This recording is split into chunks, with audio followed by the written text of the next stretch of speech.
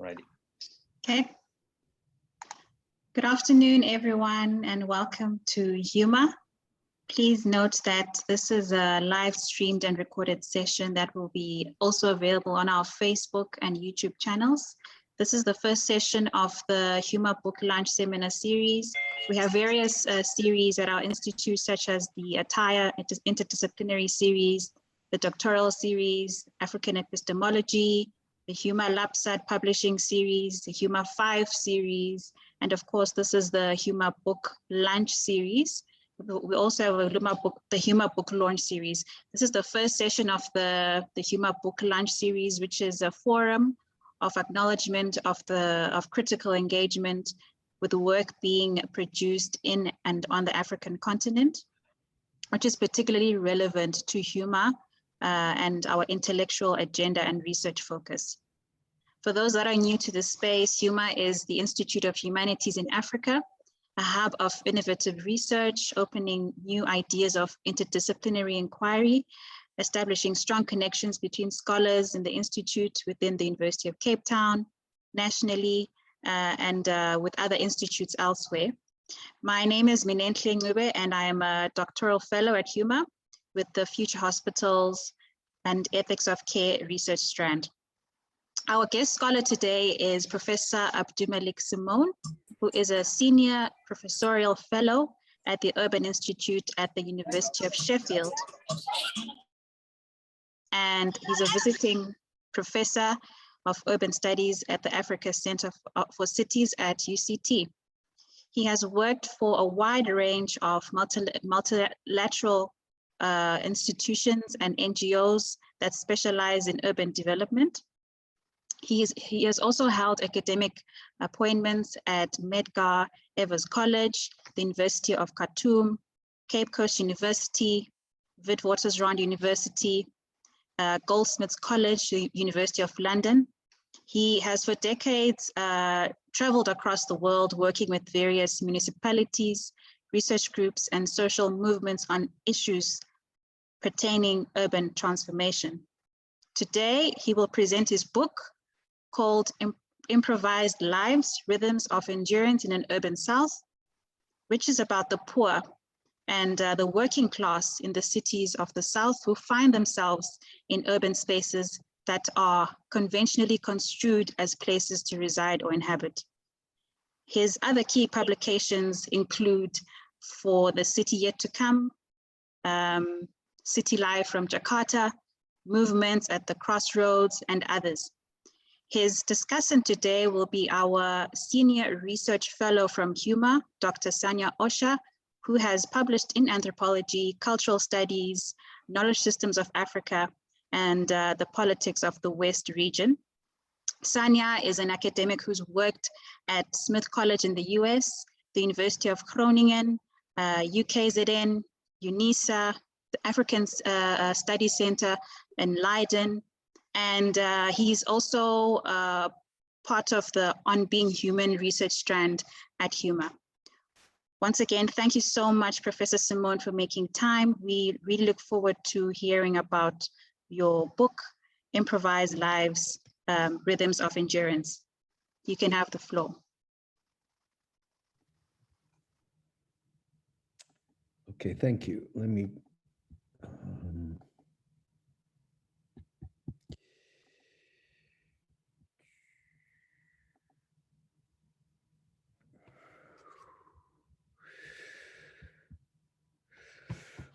okay, thank you all the folks at HUMA for this opportunity to try to go back and read a book that I've sort of forgotten about. So it's an opportunity to try to recall what I was thinking at the time. It's basically a book about being in the middle of things, how one operates really in the middle. When I was living and working in Johannesburg back at around the time of Habitat 2, UN Habitat 2, in the mid-90s. The rallying cry for that habitat was that the city belongs to its inhabitants. And on the one hand, that cry, that statement makes a lot of sense. City does belong to its inhabitants as something that is held in common. But that notion of being held in terms of a kind of possession also entails the notion of held as being something held up, to be held up, to be shown, to be supported, to be made visible, to be maintained in a particular kind of position. And this notion of being held and supported in some ways is inseparable from the notion of holding, to be held, to hold. That is a notion of being sort of held up, to be intercepted, to be interrupted, to be an object of theft. So you have this notion of the city belongs to its inhabitants, that the inhabitants hold the city somehow in common, in the way that the city holds them, supports them, makes them visible, sustains them. But this is inseparable, it is inextricable from the notion of being held up, to be caught, to be stopped, to be interdicted, when the flow of events and possibilities is also in some sense blocked. And so when I talk about being in the book, about being in the middle of things, it is in the middle of this inextricable, inseparable connotation of, in some ways, being interrupted, blocked, but also supported. So that we live within the midst of many kinds of holds, the hold. And the hold is something of a kind of constriction, a kind of incarceration, but it's also a position of intimacy. It's a position of sort of affective relationships. And in some ways, to be in the middle is to be in the middle of something that you can't really easily disentangle. You can't immediately assign a sense of proportionality. Oh, this much is nurturance and this much is restrictive. It is this kind of doubleness that is the dilemma of being in the middle. Just in similar ways to what Hortense Spillers indicated quite some time ago, that the possibility of being able to extend oneself into the world, to be more than what it is that you think you are, to extend your maneuverability and your interrelationality with other entities and other things, is inseparable in some sense from the dissipation of the self, the integrity of the self, and the dissipation of individual freedom. That these things are inseparable. So what does it mean to operate within the middle of something that is in this sense of being inseparable? And also the sense, so if one is not here, not there, but not nowhere, what does that mean? And so I try to talk about this as a kind of dilemma that what I call the urban majority, which are those of the working poor, the working class, the lower middle class, that have long constituted a kind of engine of the making of the urban, are always caught within the middle of varying kinds of trajectories, of trying to protect, to preserve the kinds of accomplishments and attainments that they've made, but always having to use them as a platform of trying to exceed them at the same time. And that this is a kind of ongoing dilemma which is not easily resolved through our sort of familiar notions of sustainability, of reparative justice, It's something in excess of these kinds of tropes of problem solving and liberation. So in this sense, the book is largely about these kinds of orientations to the middle.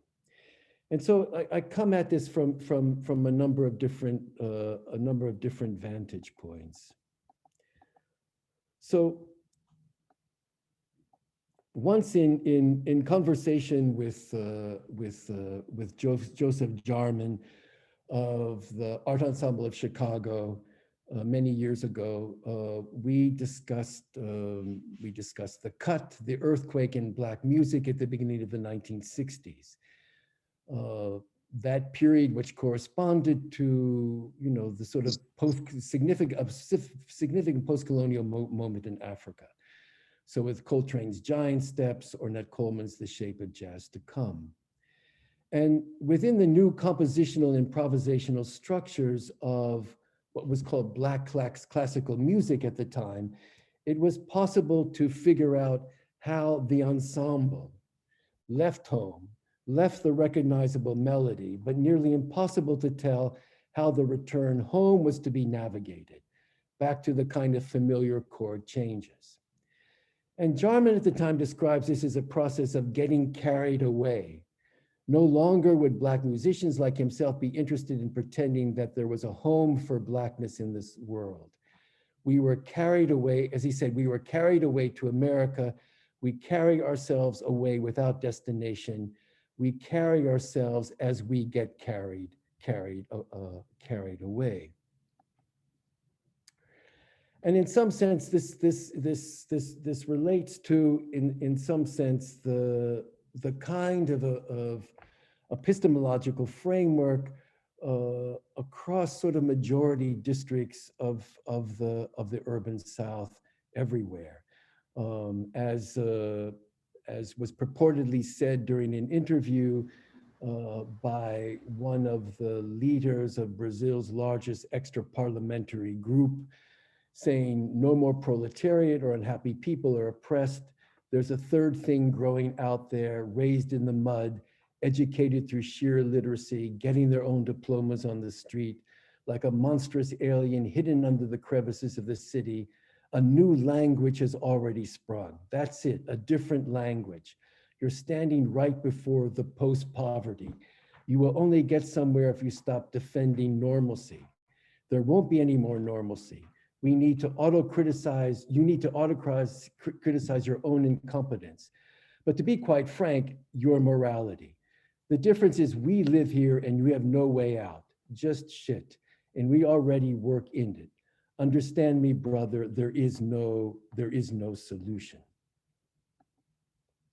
So instead of pointing to the conditions that make habitation impossible, of which we are all well aware, how might we think of the uninhabitable on its own terms? Terms that the uninhabitable could never singularly claim as its own in any affirmation of what it definitely is.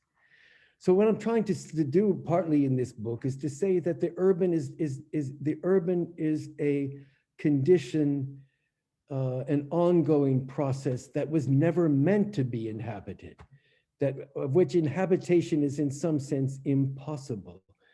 So the only possibility in terms of our affiliation with the urban is how to live with it, not to live in it, but to live with it in all of its oscillating, tremulous, constant mutating forms, where the real of the urban is something that in some sense operates in darkness. That darkness is the modality of the kind of patterning of the urban real. And so therefore, one cannot ever assume a kind of steady position within it. At the same time, one has to, in some sense, be within it at the same time. One has to have a certain sense of a hold on it and to be held in it. So it's these kinds of, again, these impossible doubleness in some sense, that what does it mean then to be within the middle? I mean, we often think that to inhabit, habitation, is variously supported through different ecologies of relation, through analogical substitutions, where the elements of conditions of sufficiency can assume different valences, substitutions, and compensations, where one thing leads to another, where something can be translated into another. You know, the translation of the gospel, you know, the poor will inherit the earth, where the elements express a fundamental likeness for each other that underpins their willingness to recalibrate their functioning in terms of each other. So this sense where the city is a kind of domain of likenesses, and likenesses that can be compared, that can be proportioned, that can be translated. This is the ecological relationship, where differences turn to each other, translate themselves in terms of the other, the weak and the strong, the natural and unnatural. Different though they may be, can participate in a larger frame of commonality, of complementarity, where each does for the other something that defines what it is that they are. So the idea here is, what would happen if such analogies were cut? What would a radical detachment look like? A detachment nevertheless is able to hold many things, but where there's no possibility to discern their difference. Or a kind of detachment that runs as a parallel track to these relational economies, a track that is something else besides, right next to the incessant imperative to understand how things relate. You know, so sort of our ideas of urban life have always been about the kind of the density of different kinds of differences that in some ways have particular kinds of relationships to each other, that can be seen in terms of antagonisms, complementarities, commonalities. But what would happen if we sort of break that kind of sense where things necessarily have to relate? Not as a definitive position, but something that runs right next to, at the same time as, the very kinds of understandings that we have often depended upon. And in some sense, this is why in the book I rely a lot upon sort of musical practice. And it's this kind of running parallel, which is pointed to, if not always realized, from the compositions of Ornette Coleman, in his notion of the democracy of the ensemble, where one plays the same thing, but in fundamentally different ways. So each instrument plays the melody, but doesn't worry about the harmony. It doesn't worry about how these different ways of playing that melody necessarily relate to each other.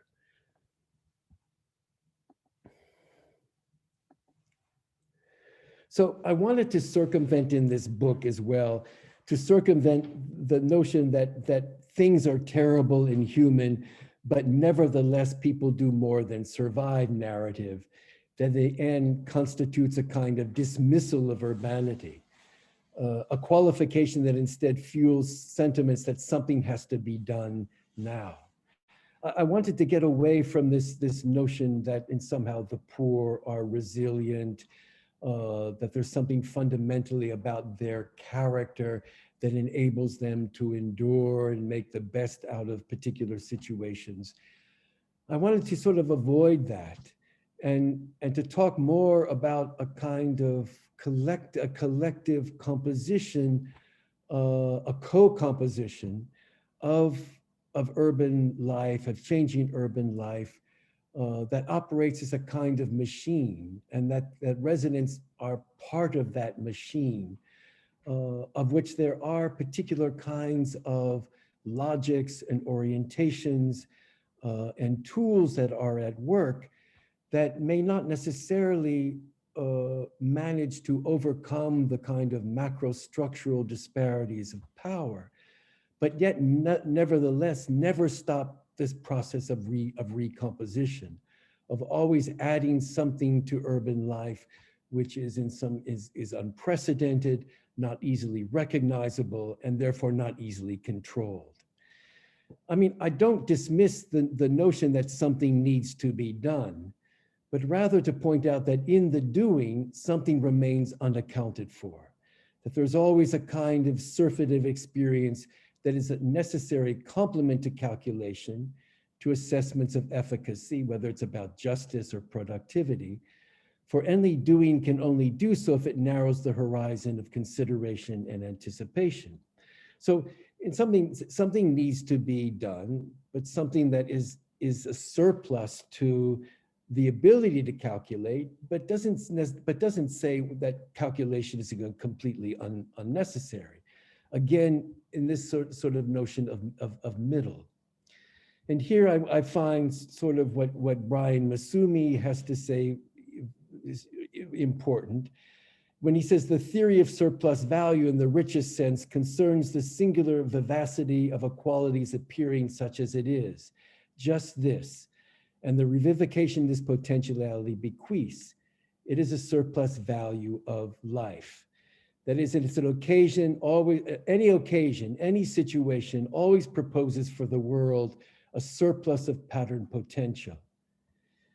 A next occasion makes good on the surplus, selecting its own alternatives. It recomposes the pattern. It recolors the halo.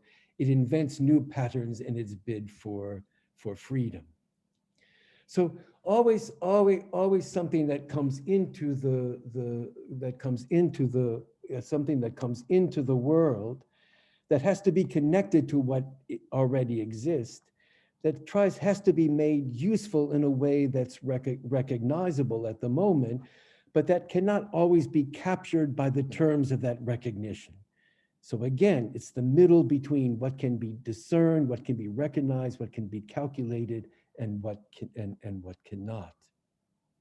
So if the uninhabitable points to conditions that refuse specific instantiations of inhabitation, for particular persons, or what Haraway would say, critters, in what ways is the inhabitable a refusal of the very notion of inhabitation as some kind of norm or ideal?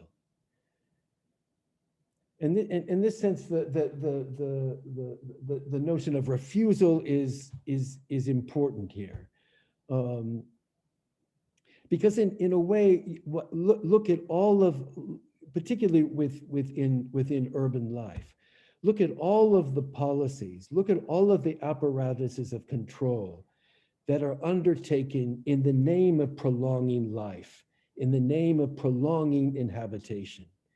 And in this prolongation of inhabitation, often what happens is that the very kinds of impulses of life, all of those sort of unruly, transgressive, impulsive gestures of living, in some sense get devalued, get eliminated.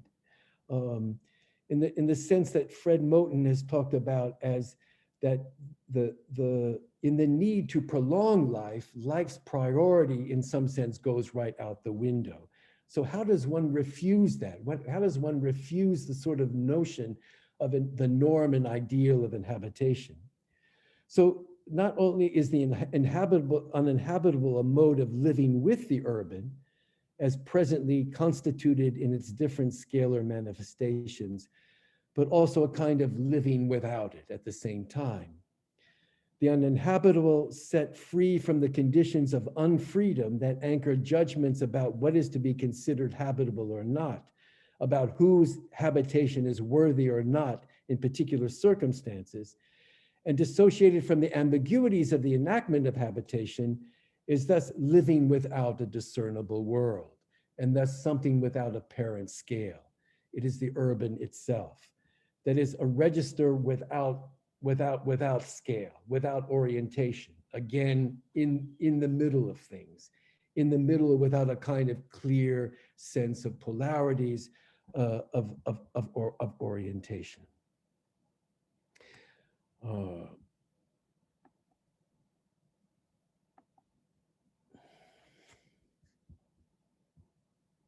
So in some ways, one can't get at the uninhabitable without inhabiting, for nothing is essentially prohibitive of the instantiation of life, since that life can prospectively be reshaped, at least in the imagination, to be present in any circumstance.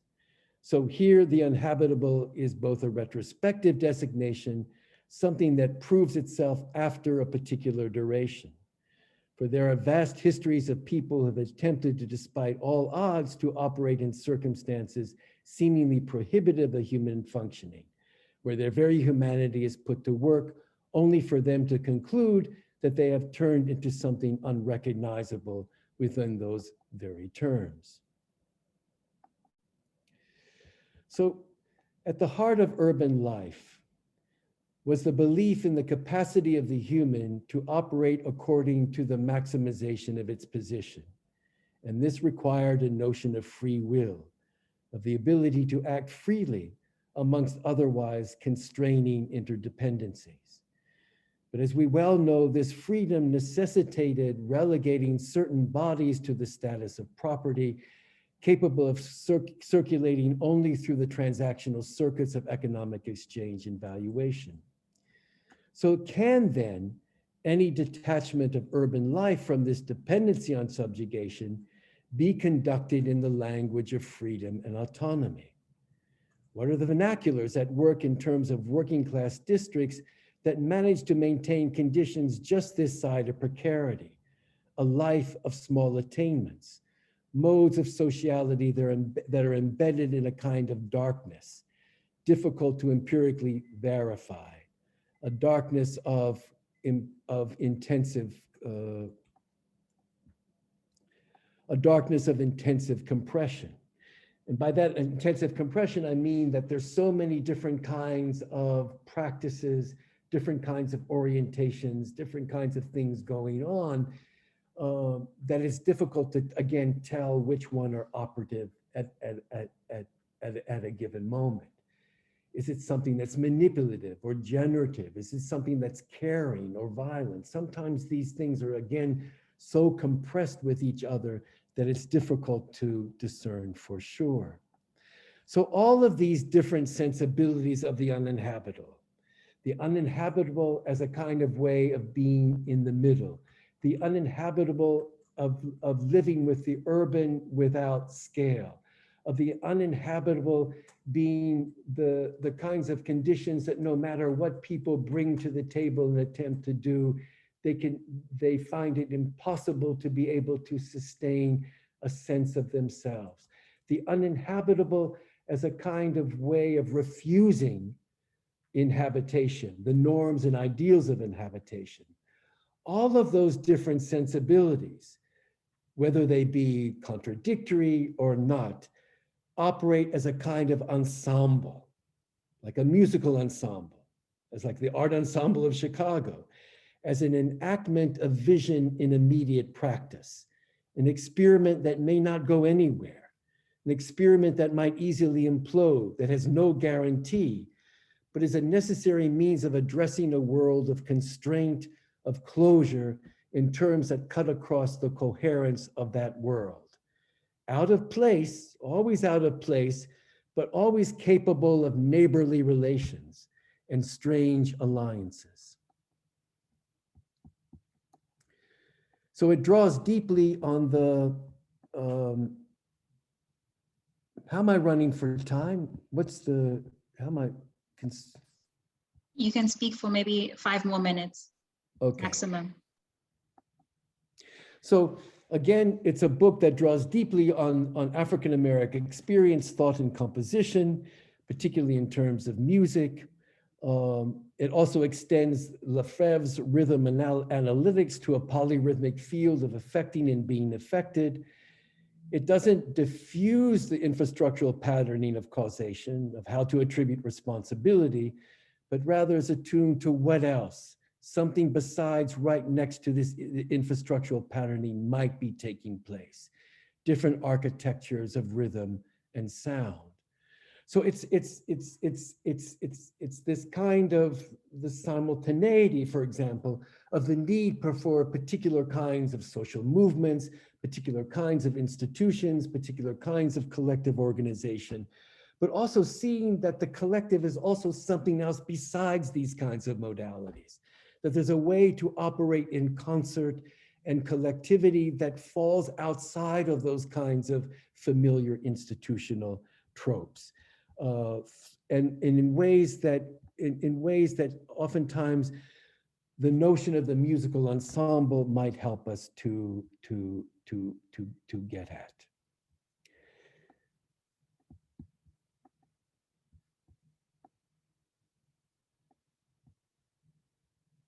So the book is also an attempt to bring together as an ensemble particular aspects of Black study, planetary urbanism, and Islam into some implicit conversation with each other in a way that attempts to foreground the experiment of conversation above the inevitable distraction that naming names brings to the table. So in some ways, this kind of convocation of these kinds of strands of thought remain a kind of strange alliance, rather than a kind of hybrid or a kind of synthesis or a kind of new form of institution. And I'll leave it at there. Thank you very much. Fantastic. Thank you so much, Professor Simone, for that very rich description of the uninhabitable, very thought-provoking, and I'm sure we are all looking forward to the discussion, and I would welcome Sanya to offer his view on this piece of literature and to share what he thinks, his reflection on it. Sanya, you're welcome to speak. Your microphone is off.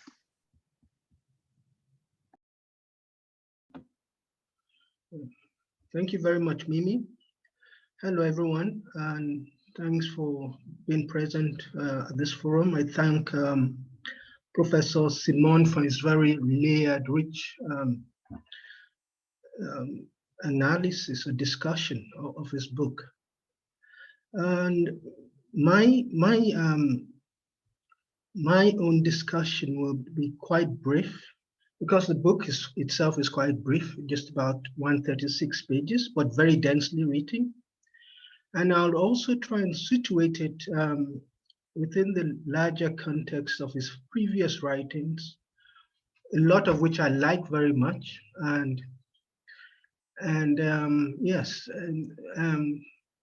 He's written extensively on cities that are quite challenging to live in, but quite exciting as well. Johannesburg, Douala, Dakar, cities in Asia, and also cities in South America. And what I find very intriguing about his work is that a lot of his explanations, analysis are written so poetically for a social scientist, which is very unusual.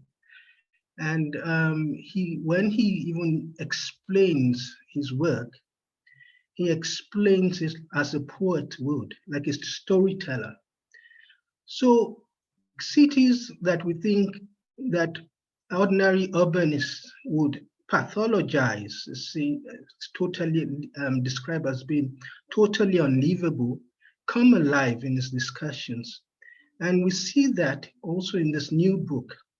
I was very intrigued to see that very peculiar writing style that he used in his earlier works, and like, for instance, the city for the city yet to come, which he published earlier in 2004.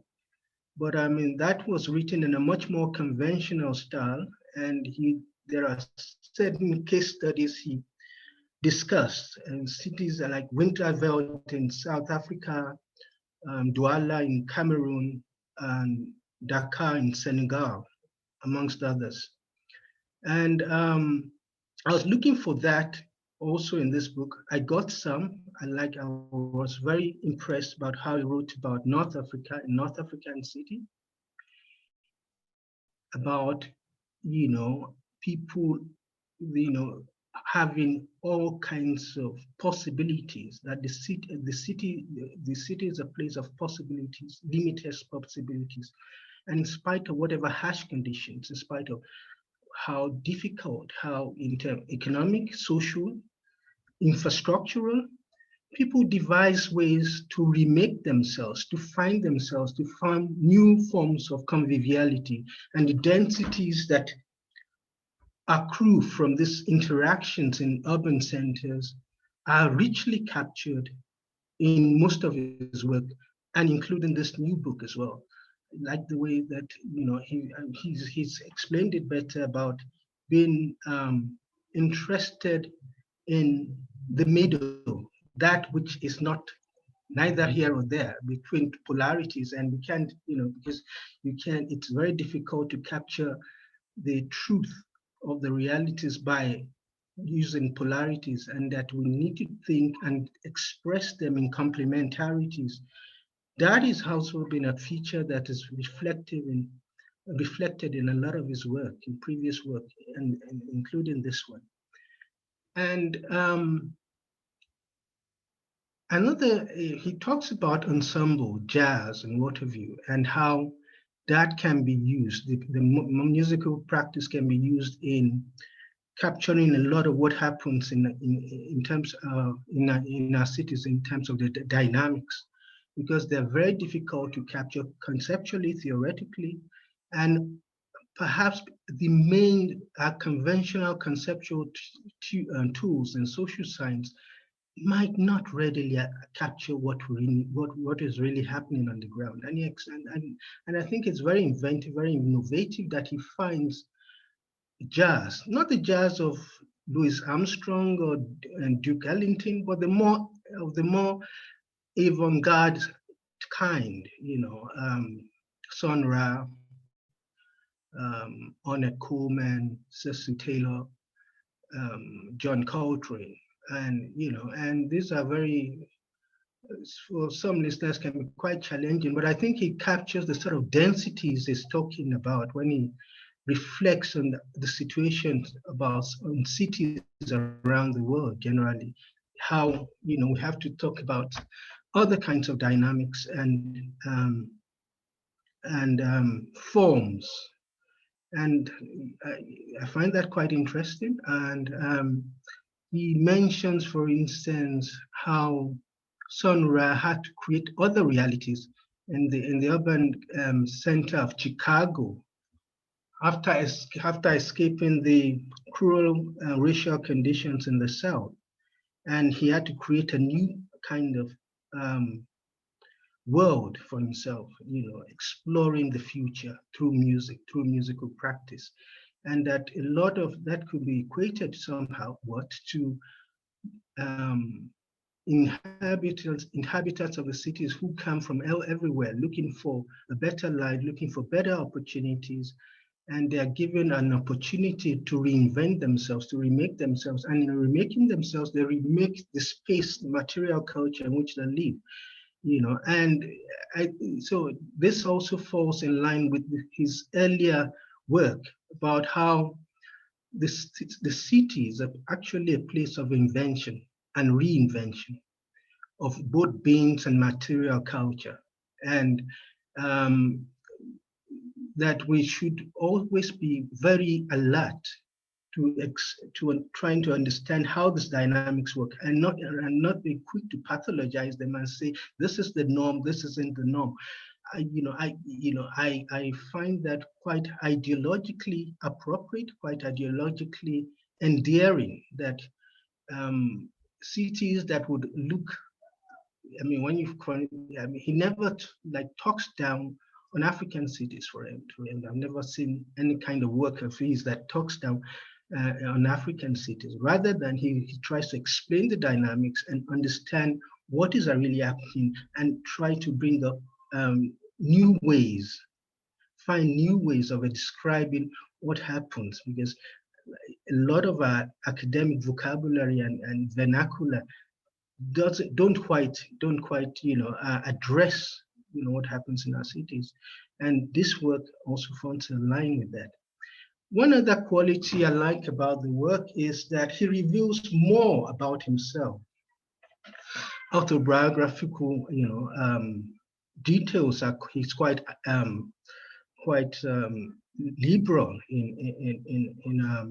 in providing us with questions about his earlier life. And we find, for instance, that he grew up actually in Freetown. And there was a restlessness about him being there because he also knew he had this American heritage and he wanted to go back until his grandfather but his mother wouldn't allow him and his brother to return to the US. His mother wanted them in Freetown in Sierra Leone until he was able to get the opportunity provided by his grandfather to go to, I think, Detroit, was it? Where he began his teenage years and into adulthood.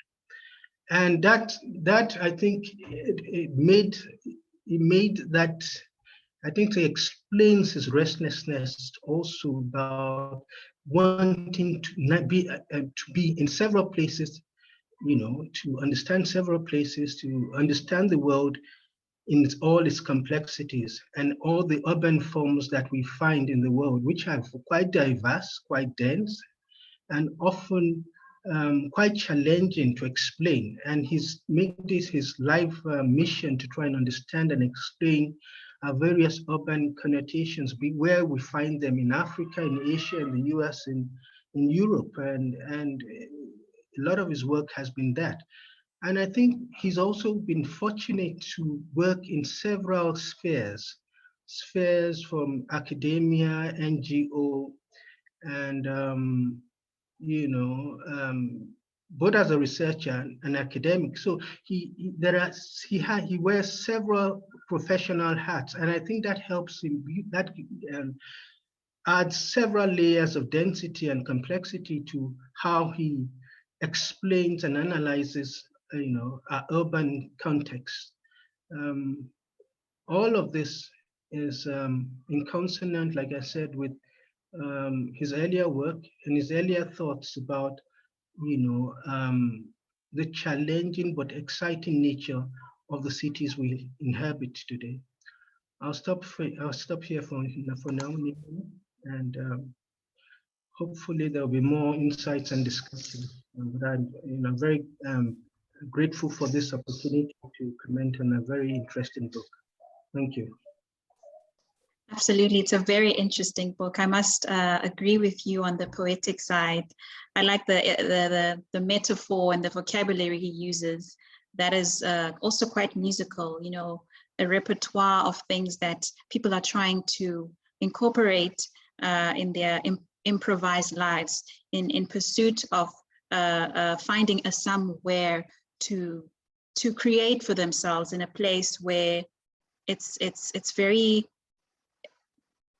compartmentalized, and in that compartmentalization they can't really find a place where they neatly fit into those compartments. So I also think I enjoy the kind of metaphors and the descriptions that he uses in the book.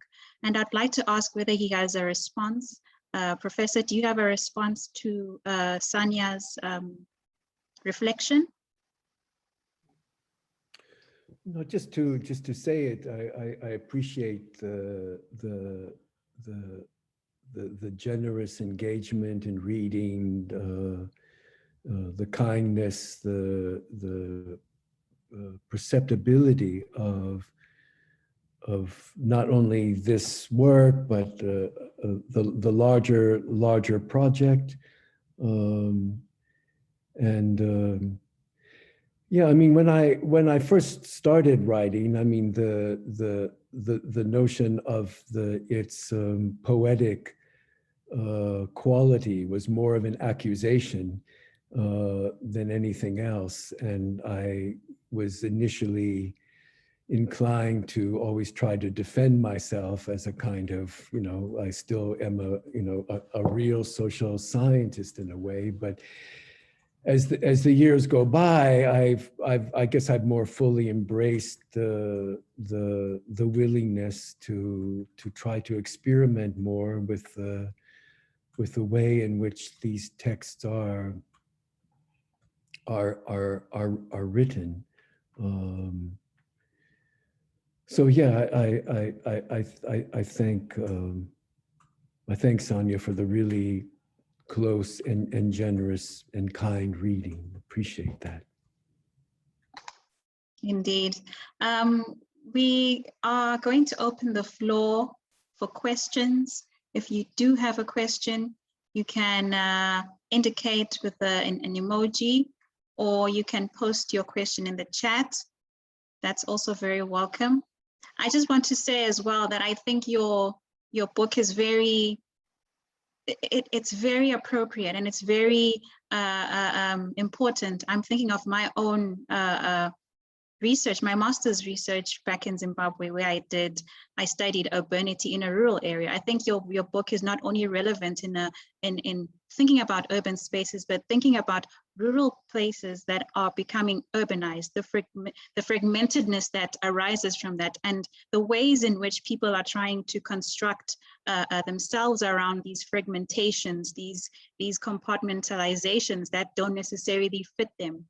I think that's the reflection I draw from that, because I'm very familiar with, you know, the rural space that I've been exposed to, where my father's from, and the ways in which urbanity has made it somewhat a nowhere for a lot of people, and people trying to carve out ways to make it normal, whether it be in childhood rituals, marriages, you know, making use of the limited space that is available because of township expansion and things like that. I really appreciate your book. Does anybody have a question or a reflection, comment on Professor Simone's book?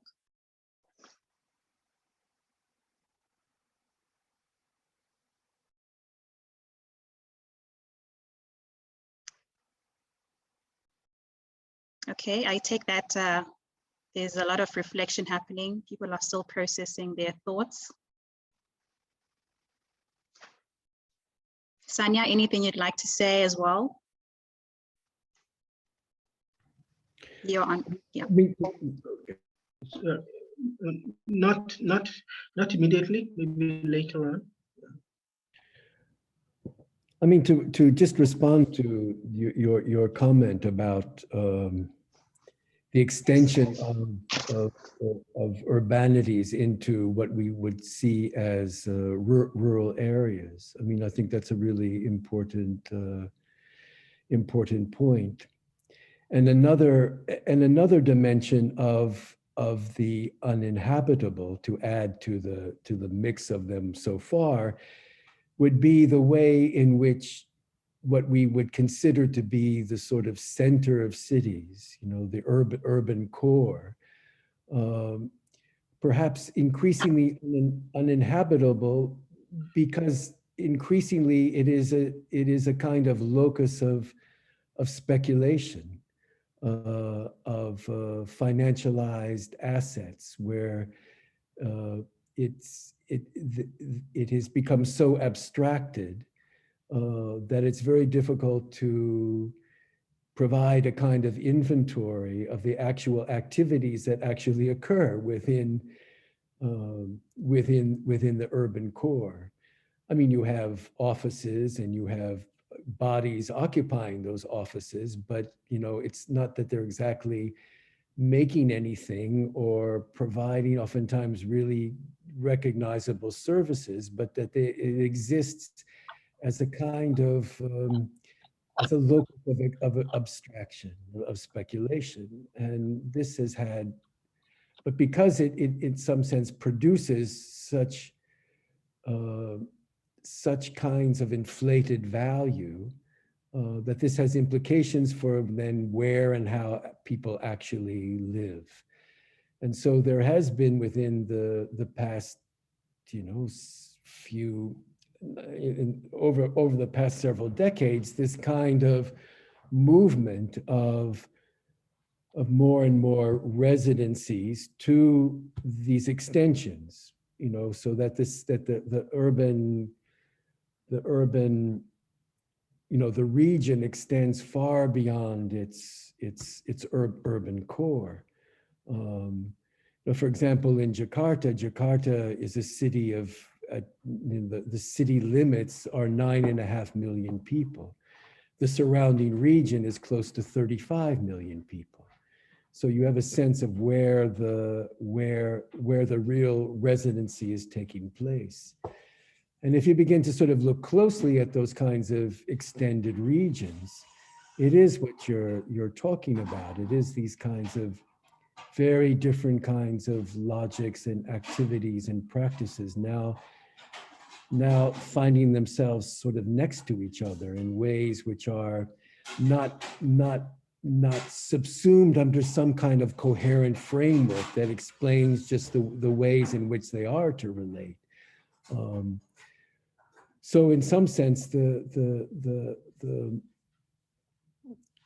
you know, this extension of urbanities into rural areas, but where the nature, if there is a nature of those rural areas, also talks back, also responds back, also becomes a kind of hedge, a kind of resource that informs this kind of extension of urbanity. So it's interesting to look at the sort of intersections, you know, where ruralities and urbanities in some sense intermingle, and what happens out of that intermingling. Yes, yes. That's a very good reflection. We are running out of time, Professor, and we have two questions, one of which I will start. It's from Asim. So the first question is from Asim, and the next one will be by Sanya. Asim is saying, thank you for your delightful and enlightening talk. You touched on the issue of what is a social scientist. Could you talk a bit more about how you see yourself vis-a-vis social science? In other words, many of us greatly admire that you observe the way you immerse, the way you articulate, which is quite different from the standard social science methods. I was just curious about how you view yourself in these fields. How I view myself, or how Minelli, what was the? He says, could you talk a bit more about how you see yourself vis-a-vis social science? Yeah.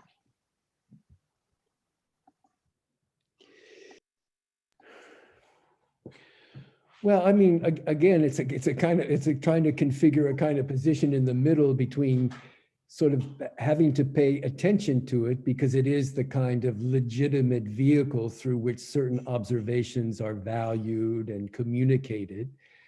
But on the other hand, sort of trying not to pay attention to it at the same time, and to find ways that are much more, perhaps more pleasurable, more impulsive, more unruly, more sporadic, more improvised ways of engaging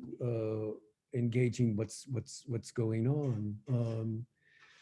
I mean, for example, there was a period of 8 months living in Jakarta where I didn't speak to any informant or attend any meeting. I just walked every lane, every street of the city that was possible in silence.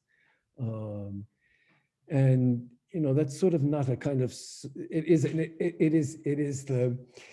is the extreme of a certain kind of non-participant observation in a way. But it's just these sort of experiments, you know, these kinds of impulses. There are, like, I think what Sanya said before is that I have appreciated that I've not had to be just an academic in my life. The most important lessons, the most important experiences that I have been taught were by Fulbe traders from Conakry, you know, who, you know, extended their businesses to Abidjan, to Dubai, to Guangzhou. I mean, I learned more from them than I have from,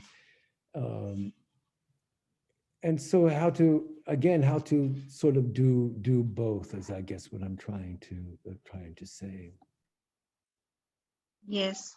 And before, Sanya, just before you ask your question, can I just read this comment very quickly from Maryse Kelada? She says, oh, sorry, he or them, or I don't know which pronoun they use, says, thank you so much for the very insightful talk. I have always found so much validation in your work since I began doing anthropology in Cairo. I would like to hear more of your thoughts on attempting to navigate or avoid the victimization, romanticization of poverty or injustice.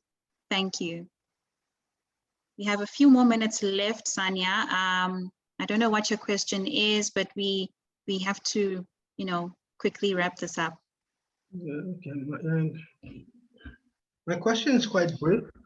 It's just about his positionality in relation to the people you work with. I mean, there's a lot of sensitivity in trying to explain them, and I think a lot of social scientists have a great difficulty, in positioning themselves, the researcher observer dichotomy, and it's the sensitivity at which you explain. And it's like you always want to identify with the urban underdog. So I was very curious to understand where that comes from, because I mean, it's very uncommon to find that kind of stuff. Lately in UCT, there's been a lot of problems with high-profile academics not, being sensitive enough to the sort of subjects they're studying and what have you, and that created a lot of hullabaloo. So I was wondering where that comes from, why this, consistent identification with the urban underdog and wanting to tell their stories as it should be, and the fact that you're always even also questioning your positionality as you do go on. So it's like, it's a difficult situation. You explain the situation, you try and make it, as obvious as possible that it's a difficult thing to try, but also that you're consistently reaffirming the underdog as you do that. Where does that come from?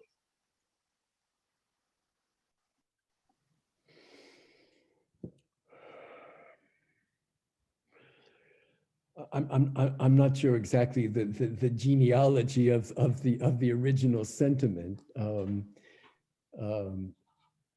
but I let me just say that I have been really fortunate in my life and my career to have many opportunities to operate on the behest of particular social movements, institutions. And this is the kind of aspect of my professional life that I have valued the most. I mean, I entered my life in Indonesia at the behest of an urban social movement, the Urban Poor Consortium. I entered Douala at the behest of an arts organization to do particular kinds of work. I operated in Abidjan on the behest of a Islamic organization to try to create a new high school. In Khartoum, most of my work, even though I was a professor at the university was on strike for most of the 3 years I was there. But the most valued observations came at the behest of a theater group that wanted to work across different communities. So I take that kind of responsibility seriously when I'm asked to lend a hand. Somehow people think that I might be able to lend a hand. And so in some sense, the observations that I have are always sensitive to this kind of ethical responsibility to, in some sense, value the very basis on which I'm able to participate in particular contexts. Thank you, Professor. I'll read one more question. Apologies, I cannot go through everything as we are running out of time. The question comes from Divine Fu, who asks, he first of all says, thank you for the generosity of your talk and for sharing your ideas. And he asks, is it the city that has changed or our tools of analyzing the city that have shifted? Very much, I think very much both. And I think that there is a reciprocal relationship, because clearly the kinds of changes of urbanization processes have to affect the kinds of tools that we bring to try to understand them. But that these tools also, in some sense, when implemented, give rise to particular kinds of spatializing and temporal effects in terms of what particular kinds of residencies look like and mean in particular circumstances. So it's a very interesting question, and I think that we could do much more in looking at those relationships between the knowledge of the city changing, and how they impact and affect each other. Wonderful. Thank you so much, Professor Simone. Thank you, Dr. Sanya Osha, for this incredible discussion. Very sorry, Ibrahima, we could not get through your question on African cities serving as spatial markers. I know it's a good question, but we need to wrap it up. And I need to conclude the seminar as we are 5:01. This was a presentation of Professor AbdouMaliq Simone's book, Improvised Lives, Rhythms of Endurance in an Urban South. This session has been recorded, so it will be available on Facebook and on our YouTube channel for you to access. And our book lunch and launch session happen every week on Mondays at 4 p.m. South African Standard Time.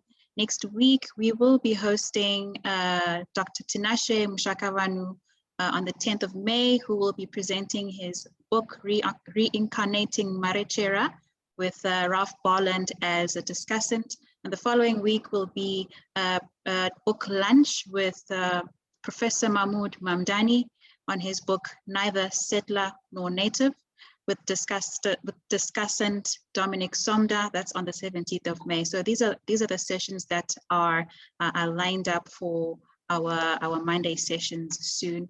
And there has been some big thank yous to you, Professor, for your time. Thank you so much for making time for this interesting presentation. Very interesting book, very descriptive, very thought-provoking. We really appreciate it, Professor, and thank you so much. And thank you to everyone who's attending.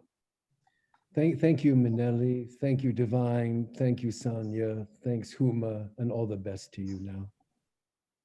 It's a pleasure. Thank you. Thank you.